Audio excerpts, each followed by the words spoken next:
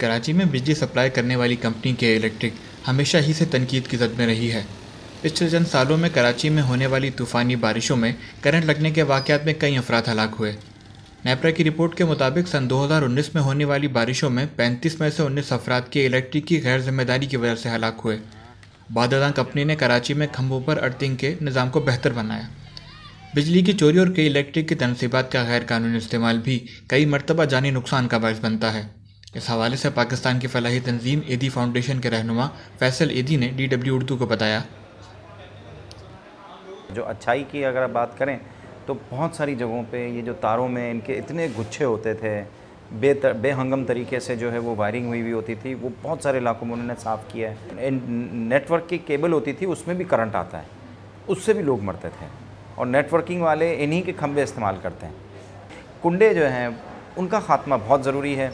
अब फिर वापस से कुंडे, हमारे इलाके में बिजली नहीं जाती थी 3 सालों से, लेकिन फिर चोरी होना शुरू हो गई यहाँ पे, और उसी चोरी की वजह से अब वापस से जो है वो यहाँ पे अब लोड शेडिंग हो रही है पिछले 3 महीनों से। तो इसमें हमारा भी अपना भी कसूर है कि हम चोरियाँ करते हैं। तो सेफ्टी बहुत ज़रूरी होती है, जिसको हमारे लोग भी और हमारे इदारे सब नज़रअंदाज करते हैं। कराची में के इलेक्ट्रिक की कारकर्दगी और इसके खिलाफ पाई जाने वाली मनफी सोच के बारे में जब DW उर्दू ने के इलेक्ट्रिक से रब्ता किया तो इंतज़ामिया ने इस हवाले से अपना मौक़िफ़ देने से माजरत कर ली। ताहम यह दुरुस्त है कि कराची की तेज़ी से बढ़ती हुई आबादी और फैलता हुआ इंफ्रास्ट्रक्चर शहर के तमाम इलाकों में बिजली की बिला रुकावट फराहमी को यकीनी बनाने में बड़ी रुकावट है। के इलेक्ट्रिक ने शिकायत के इंदिराज और बिजली की चोरी रोकने के हवाले से तसल्ली बख्श काम किया है, लेकिन अहलियान कराची को अब भी कई शिकायत हैं। शहरियों का कहना है कि इजाफी बिलिंग और गैर एलानिया लोड शेडिंग ने मुश्किलात में इजाफा किया है। आप ये बताएं, 16 घंटे के बाद जब मैं काम से अपने घर जाता हूँ तो घर पर लाइट नहीं होती है। ये निज़ाम तबाह बर्बाद कर दिया के इलेक्ट्रिक ने। जहाँ मेरे घर का 4000 बिल आता, आज 10,000 बिल आ रहा है। बिल बढ़ के आ रहा है लेकिन लाइट नहीं है। 18 घंटे, एक दिन तो ऐसा 18 घंटे लाइट नहीं है। के इलेक्ट्रिक से तो मुझे छोड़े आप, छोटा बच्चा भी मुतमईन नहीं होगा 8 साल का। के इलेक्ट्रिक की जो हालत है और जो वो बहाने वाने कर रहे, बिल तो वो सबके घरों में भेजते और धड़ाधड़ बेचते और एक से एक बढ़ के बेचते बिल। लेकिन जब काम की बात आती है, जब कराची के अंदर के इलेक्ट्रिक का जो निज़ाम है इससे ठीक करने की बात आती है, तो सवाल ये होता है कि फ़लाना तो कुंडे लगाते और फ़लाना तारे लटका लेते, ये लटका लेते। अबे कभी बिल के बारे में भी तो ये बोल दो। कराची के शहरी बिजली की बंदिशों और इजाफी बिलिंग से परेशान हैं, लेकिन मुल्क के दीगर हिस्सों में सूरत हाल इससे अबतर नज़र आती है। गुज़िश्ता माह पाकिस्तान के मुख्तलिफ शहरों में बिजली की तवील बंदिश के खिलाफ मुजाहरे किए गए। कराची से कुछ दूर वाक़ शहर हैदराबाद में यौमिया बुनियादों पर 8-8 घंटे की बंदिश एक मामूल है। पंजाब और खैबर पख्तूनख्वा के कुछ इलाकों में 10 से 12 घंटे और बलूचिस्तान के शहर कोयटा में 18 घंटे तक बिजली की लोड शेडिंग आम है। इसके मुकाबले में कराची के 70% से ज़्यादा इलाकों को बिजली की लोड शेडिंग से मुस्तस्ना करार दिया गया है। जमात इस्लामी कराची के अमीर हाफिज़ नईमुर रहमान ने DW उर्दू से बात करते हुए के इलेक्ट्रिक को सख्त तनकीद का निशाना बनाया। इनका कहना था कि के इलेक्ट्रिक ने अपने वादे पूरे नहीं किए।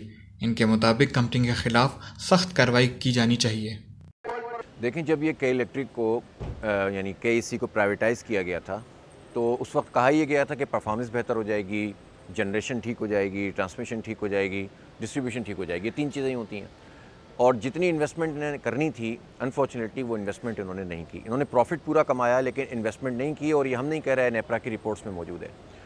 जब इन्वेस्टमेंट नहीं होगी और जितने वादे इन्होंने किए हैं कि जनरेशन में 3 साल में इनको इजाफा करना था तकरीबन 1000 या 1300 मेगावाट का, लेकिन इन्होंने 15 साल में 300 मेगावाट नेट भी इजाफा नहीं किया।